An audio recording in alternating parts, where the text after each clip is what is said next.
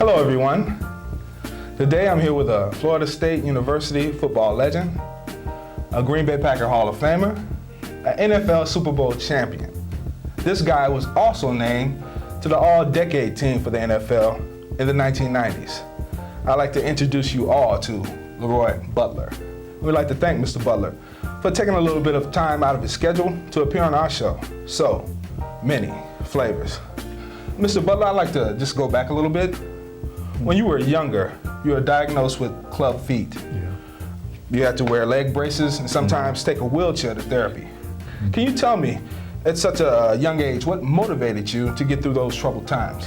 Well, it was easy for me. My role model was my mom, and it was just a few key things that she always talked about when I was growing up. And she would talk about being a leader, not a follower. And she talked about, you know, doing your dreams and things like that. But the one thing that stuck out of my mind, she said, whatever you want to be good at it. And she didn't think the leg braces would cause me, any harm, but she didn't think that would put me back in any way. Right. So she was, and I preach that to all of the kids, that's the only way most athletes can make it if your parents were your role models. Without her, I couldn't have made it. I understand that. When did you first decide that you were interested in playing football? That's a good question. Not a lot of people have asked me that, but I thought about it when I was able to get out of the leg braces. I played baseball, and the first time a kid threw a baseball that almost hit me in the head, I said, well, I got to play something I can hit back. Right. So my mom was like, well, why don't you try football? I was very uncoordinated, but I always liked the idea that it was a team sport. You have to be a leader.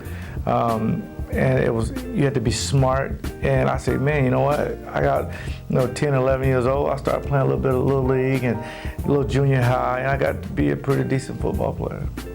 That's good. That's a great story. You have your mom as motivation, a support system.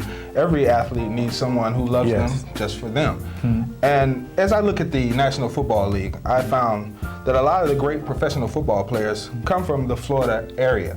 You have yourself, you have Emmitt Smith, Michael Irvin, Derek Brooks.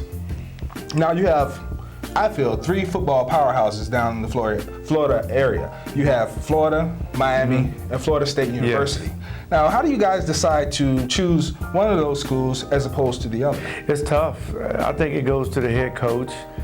With me, it was a little different because I'm from the inner city in the projects, and Coach Bobby Bowden, man, he came right in the projects and told my mom he was going to give me a scholarship. And I was like, man, and he was the only coach to do that. The other coaches, when they found out where I stayed, they really weren't interested. And I was like, well, I was a little depressed by that a little bit because I got letters from everywhere because I was in high school and All-American, but he didn't really care about football. He cared about me as a person, as a young man, and he wanted to get me out of these projects because he didn't know what transpire of that. So I owe a lot to him just keeping me focused on the big picture, and that was helping my mom get out of projects.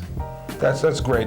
Coach Bowden, and I call him Coach as everyone else does, he's one of the greatest coaches of all time. And everyone says that. Now, can you tell me when you first realized, besides when I'm just coming down in the city and getting you and trying to get you on Florida State University, can you tell me when you first realized that he was a great coach like everyone said he was?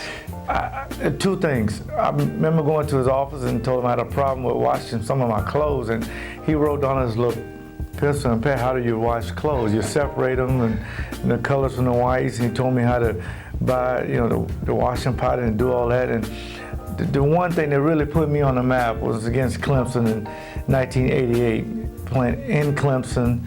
We're down by 4 or 5 points. It's raining. We're on 18-yard line, and he stepped up and made a fake punt call. No other coach in the world would have made that call, but he made it. It was called a punt rooski. I got a fake punt. I'm running down the sideline, and Donnell Wolfer, who was the punt returner at the time, knocked me out at the 1-yard line. We won the game. That's what it gives me goosebumps talking about it.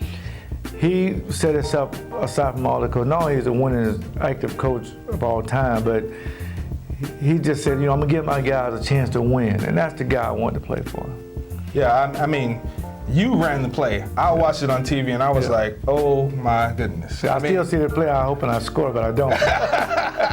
You almost get there every time. Almost get there every time. And they hike to the up back slid it to you. And I was like, where the ball go? Right. You know, and the punter jumped as if the ball went over his head. Right.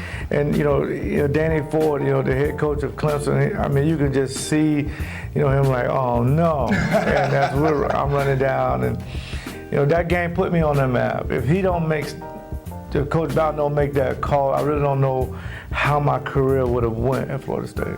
Yeah, I mean, Bobby Bowden, great coach, always has been a gambler, just like someone else, Brett Favre, Right, and no you have to roll the question. dice and put your skill out on the line and see what happens with that.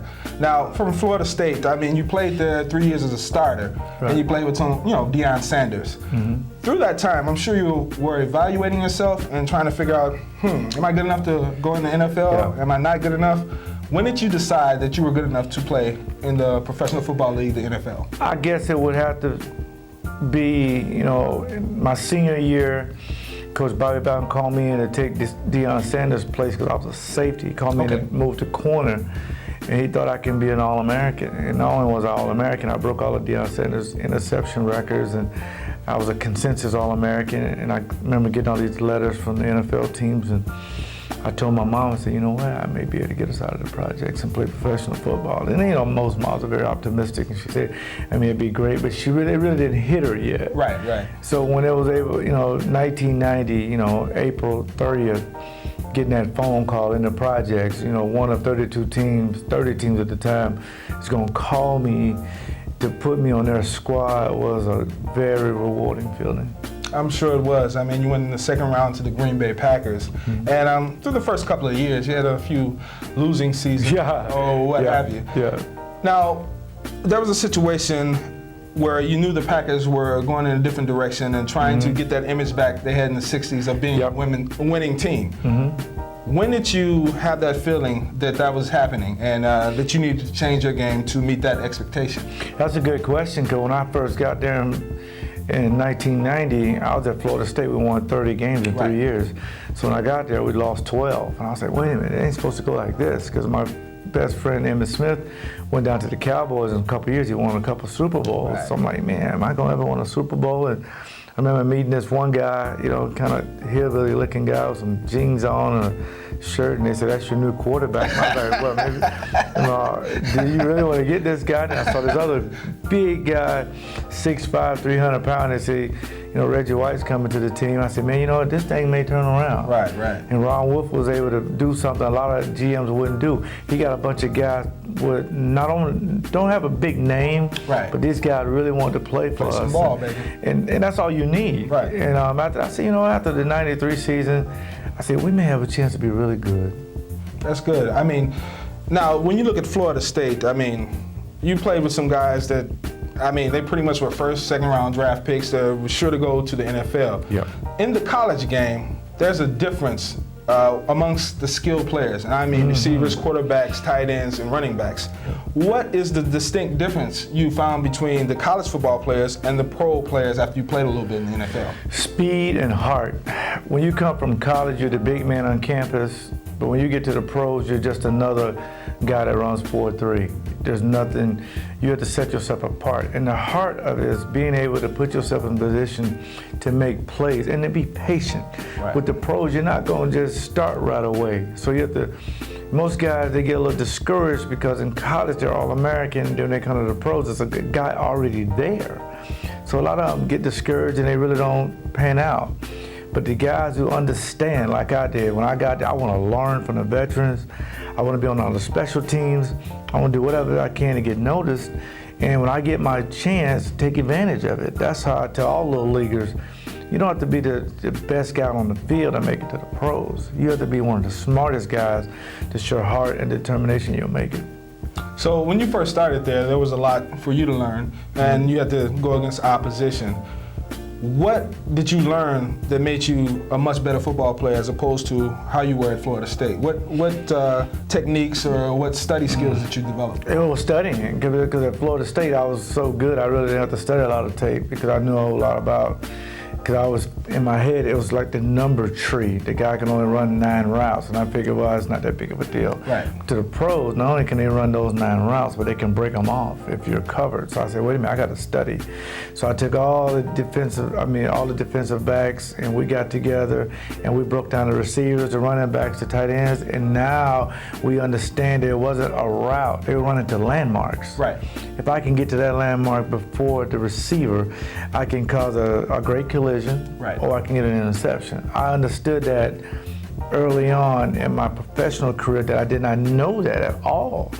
And at FSU, I didn't know they were doing this kind of stuff. I didn't know you were studying for 2 hours a day on this kind of stuff. So that's the biggest difference, speed and studying. That's the difference between a Pro Bowl player and a player that plays 3 years and out of the league. I understand. You have to put in your study time. Also have to condition yourself, individuals. Right. Go out there and get yourself in the best shape you possibly can. Be mentally ready to play the game. No now, question. when you talk about that championship team with the Packers, Yeah. and you had Ron Wolf putting together all these pieces, you mentioned Reggie White. There's another guy that I want to mention who was like the opposite side of a coin for you, Eugene Robinson. Eugene Robinson, I mean, you guys could basically interchange yourself. One play deep, one play close to the line, or do whatever you would like.